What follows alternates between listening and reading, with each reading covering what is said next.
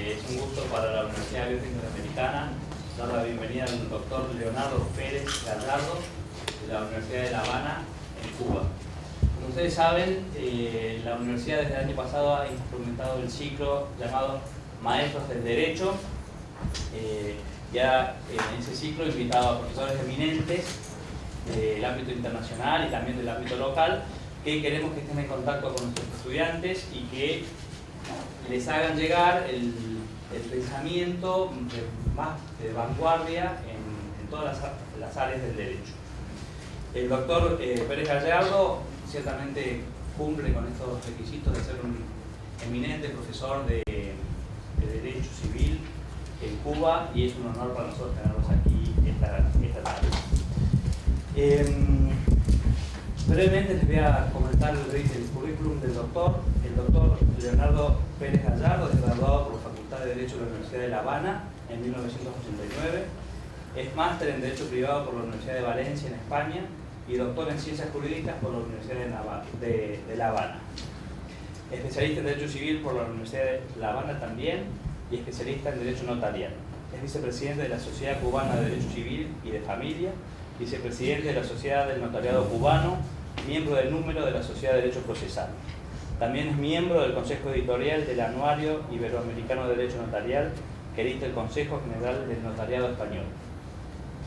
Es corresponsal por Cuba de la Revista Española de Jurisprudencia y Legislación, secretario del Consejo de Redacción de la Revista Cubana de Derecho, catedrático de la Academia Notarial Americana de la Unión Internacional de Notariado, académico honorario de la Real Academia de Jurisprudencia y Legislación de España, miembro titular de la Sala Internacional del Instituto de Derecho Notarial de la Universidad Notarial Argentina, miembro de honor del Colegio de Notarios de Huanco Pasco de la República de Perú, autor de artículos científicos y textos docentes publicados en Cuba, Puerto Rico, España, Argentina, Bolivia, Perú, México, Brasil, Colombia y Guatemala. También ha sido ponente en numerosos seminarios y conferencias de todo el mundo.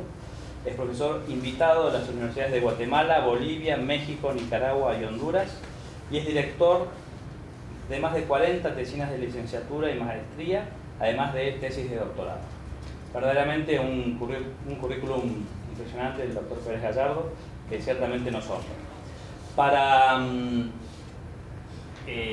anticipando la clase del doctor, la Universidad Abierta Interamericana también ha pedido la designación del doctor Pérez Gallardo como profesor honorario de la universidad, que lo habilita ciertamente a dar esta clase. Por lo que le voy a dar ahora mismo, doctor, la entrega de este diploma que acredita su condición de profesor honorario. Es un gusto tenerlo aquí.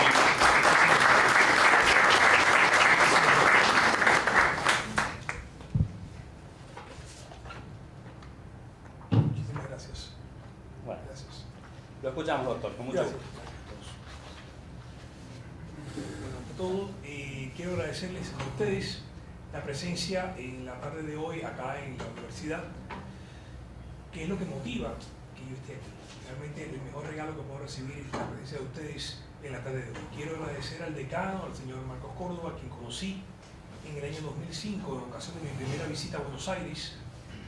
En aquel momento se desarrollaba en la Universidad de Buenos Aires las 20ª jornadas de Derecho Civil. Y como soy un apasionado del derecho de herencia, del derecho de sucesiones, y el doctor Marcos Córdoba es igual, pues coincidimos, aunque no coincidíamos en los criterios que se defendían. Yo defiendo la sucesión extrajudicial porque soy notario y vengo de un país en la cual el notario es hacedor de los documentos públicos en materia sucesoria, y el doctor Marcos Córdoba defiende la judicial, pero de todas maneras nació algo más importante, inter vivos, no post mortem, inter vivos, que fue la amistad. Pues a él dedico esta conferencia, y agradezco también la posibilidad de que a través del doctor Marcos Córdoba pues he conocido a ese jurista y además esa gran persona que es Alejandro Laje, con el cual he compartido durante una hora, pero bueno, importante porque creo que en esa hora nos hemos conocido muchísimo. Agradezco infinitamente este reconocimiento, que a mi juicio es inmerecido, porque yo, como digo, soy un humilde terrícola del Caribe, que solo vengo a exponer algunas ideas, algunas consideraciones en torno a legítima y discapacidad. Este es un tema interesante, yo lo creo interesante. De hecho, en mi país hay un sistema de doble doctorado tipo alemán, y bueno, quiero trabajar el segundo doctorado en el tema de la legítima y la discapacidad, o sea, en el sentido del sistema legitimario. Yo creo que en América Latina hay que trabajar mucho, los países latinoamericanos, en torno a reformular el derecho de sucesiones. Anoche impartí una conferencia en la Universidad de Buenos Aires, donde exponía mis ideas acerca de las familias reconstituidas o familias ensambladas y la posibilidad de una tutela en materia sucesoria a los parientes que nacen como consecuencia de las familias reconstituidas o ensambladas. O sea, a la necesidad de que el derecho de sucesiones dé respuesta a fenómenos sociales que se da en toda la geografía latinoamericana, sobre todo a partir del número cada vez más crecientes de familias reconstituidas o familias ensambladas. A mi juicio, la protección no puede ser solo o exclusiva del derecho de familia, debe expandir sus raíces también al derecho de sucesiones. Pero el tema de esta conferencia lo voy a centrar no en la protección de las familias ensambladas o reconstituidas, sino en la protección de las personas con discapacidad. Pero la protección de las personas con discapacidad desde la visión del derecho hereditario. Porque por regla general, cualquier análisis que se hace de la visión o protección de las personas con discapacidad desde el ámbito jurídico, se estudia desde el derecho de persona, vinculado con la interdicción, con la autotutela, con la autocuratela, o sea, con las vías alternativas hoy que se han utilizado para potenciar la autonomía de la voluntad que permita al sujeto autoprotegerse. Yo creo que esa protección no solamente debe ser una protección inter vivos, sino también tiene que haber una protección post-mortem.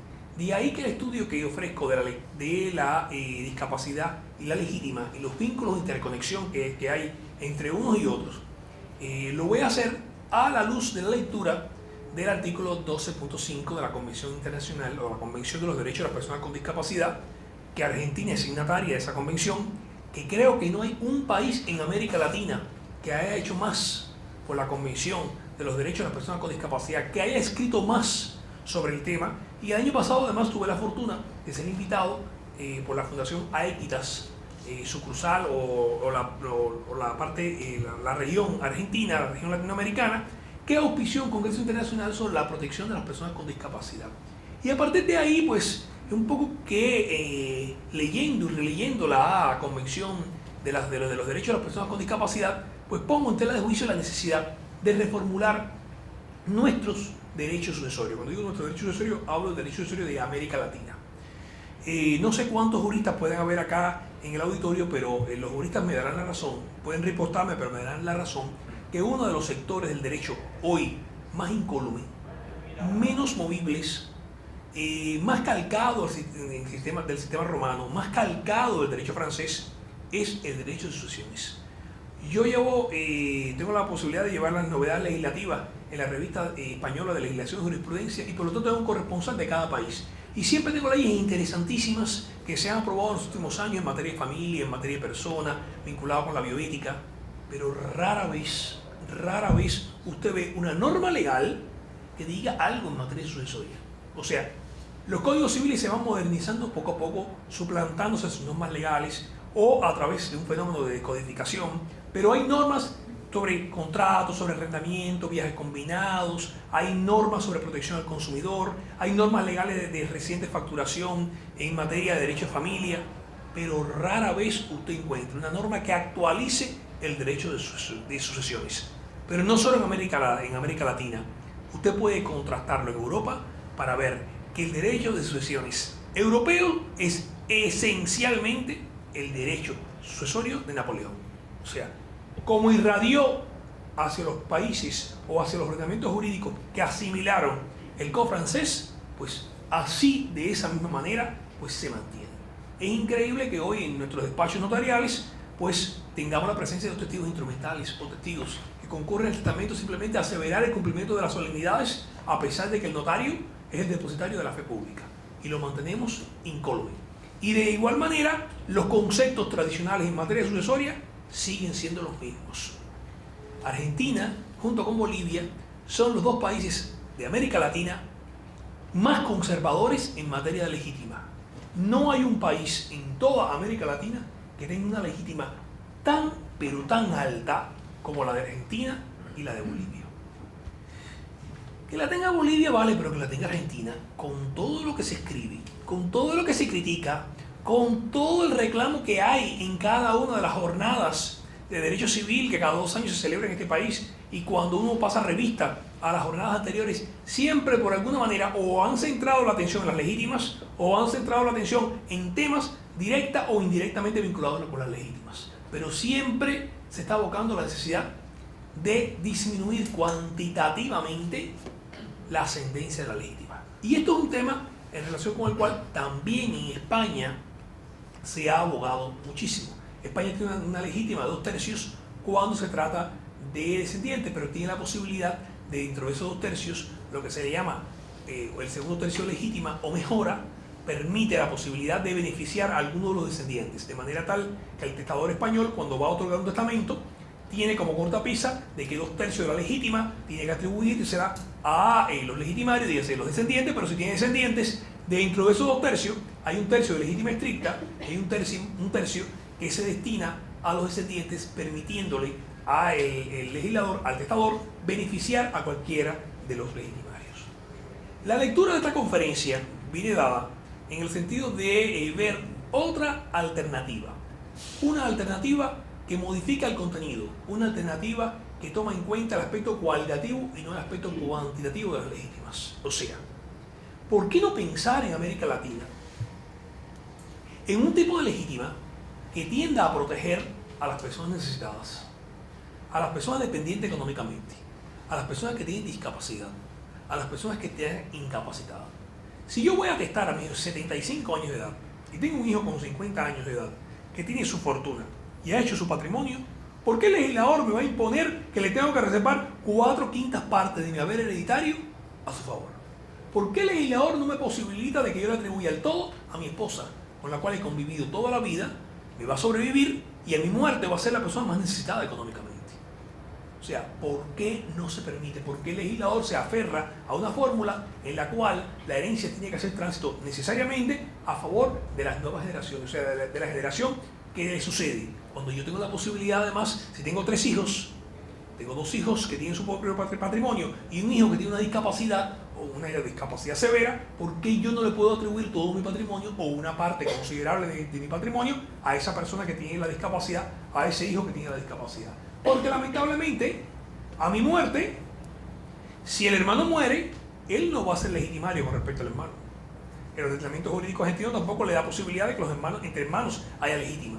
Por lo tanto, me corresponde a mí, a mi fallecimiento, dejarle un patrimonio con el cual él pueda hacer frente a las más apremiantes necesidades económicas. A pesar de que el Estado pueda asumir ciertos gastos, supongamos, pero esa no es la razón. Yo creo que hay un deber familiar que se impone, pero ese deber familiar va a estar muy vinculado con el grado de minusvalía, con el grado de discapacidad, con el grado de incapacitación que pueda tener la persona.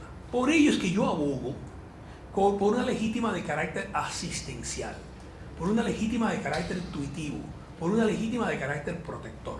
O sea, una legítima, entendido para los que no son juristas que pueden estar aquí, como aquella parte del caudal hereditario que la ley impone que yo le tenga que atribuir necesariamente a mi fallecimiento a favor de ciertas personas, pero que tradicionalmente los ordenamientos jurídicos contemporáneos vinculan ese deber de legítima con el test de la sangre. O sea, yo tengo que atribuirle una parte del caudal hereditario a mis más próximos o propincos parientes, esencialmente los hijos, en defecto los hijos, los ascendientes y el cónyuge. Cuando la realidad y el entorno social hoy demuestra que es necesario proteger a un sector verdaderamente sensible de la población. No necesariamente yo tengo que atribuirle por concepto de legítima a mis hijos, cuando mis hijos a mi fallecimiento pueden tener un patrimonio que supera con creces el patrimonio que yo pude acumular en vida. Por lo tanto, claro, esto es difícil, porque durante muchos años he entendido, yo voy a vivir el día que mi padre muera porque voy a recibir todo el caudal hereditario. Estoy obligado, mi padre está obligado a atribuirme, en el caso de Argentina, el 80% del caudal hereditario. Soy su único hijo y el 80% me corresponde a mí. O sea, es difícil cambiar la mente, es difícil desarraigar un concepto que ha venido consustancial con la familia, que sea consustancial con la idiosincrasia, que es consustancial además con la cultura de una nación. Pero es que la nación argentina o la nación americana, latinoamericana, las naciones latinoamericanas han evolucionado su pensamiento y por lo tanto se han exacerbado ciertos valores que no eran los valores que primaban quizás en el siglo XIX.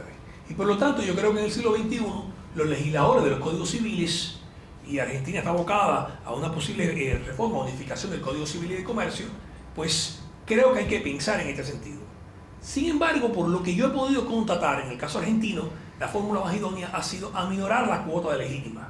Por lo tanto, sí se aminora la cuota de legítima, pero de todas maneras los hijos, por el solo hecho de ser hijos, tendrían derecho a una cuarta parte, o a una quinta parte, o a una mitad del caudal hereditario. Yo creo, y es la fórmula que yo sostengo en esta conferencia, que las legítimas deben pasar no por un cambio cuantitativo de la legítima.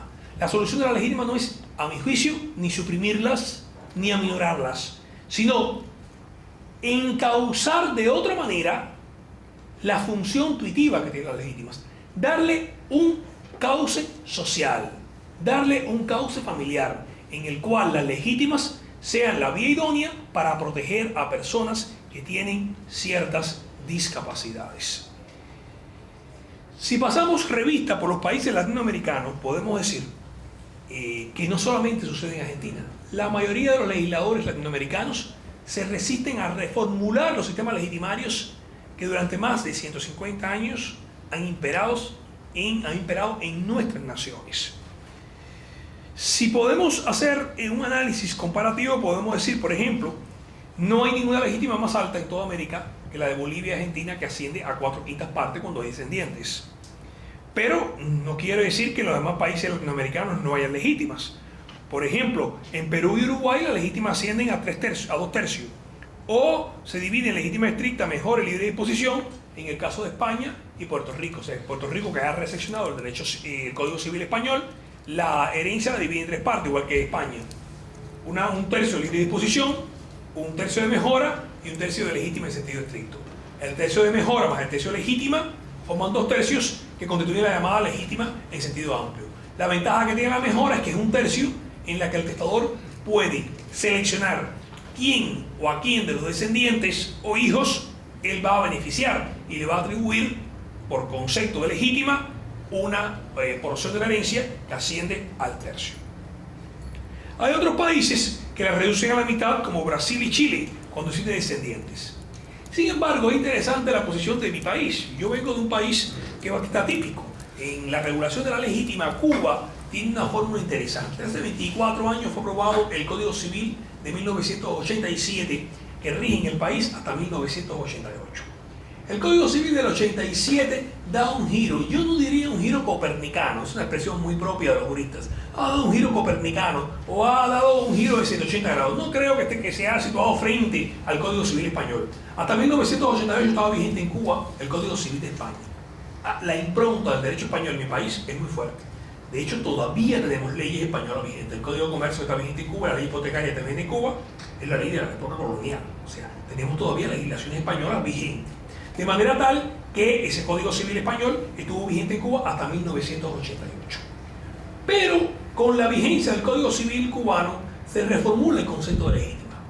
No es como algunos autores que han estudiado el Código Civil de mi país sostienen la tesis de que lo que está regulado es alimentos post-mortem. No es el sistema que existe, por ejemplo, en Costa Rica o en México. En los países centroamericanos no existe la legítima, sino existe simplemente un derecho a alimentos o una cuarta porción de la herencia que se beneficia el cónyuge sobreviviente. En los países centroamericanos no existe la noción de la legítima, ni en Guatemala, ni en El Salvador, ni en Costa Rica, ni en Panamá. O sea, en los países centroamericanos, incluido Panamá, no existe la figura de la legítima. La legítima irradia para Sudamérica y para los países del Caribe. La tiene República Dominicana porque recepcionó el Código francés, y la tiene, por supuesto, Puerto Rico y Cuba, porque en Puerto Rico todavía rige el Código español y en Cuba estuvo vigente hasta 1988. De manera tal que en estos países lo que existe es una cuota de alimentos a favor de ciertos parientes. Sin embargo, lo que existe en mi país no es una cuota de alimentos, sino una legítima pars bonorum. O sea, usted tiene que atribuirle una parte de los bienes que constituyen el acervo hereditario ¿a favor de quién? A favor de descendientes, ascendientes o cónyuge, siempre y cuando cumplan 2 requerimientos esenciales. Siempre y cuando estos ascendientes, descendientes o cónyuges cumplan con un text. El text que supone el cumplimiento de 2 requisitos que tienen carácter sine qua non, que es la dependencia económica de estos parientes o del cónyuge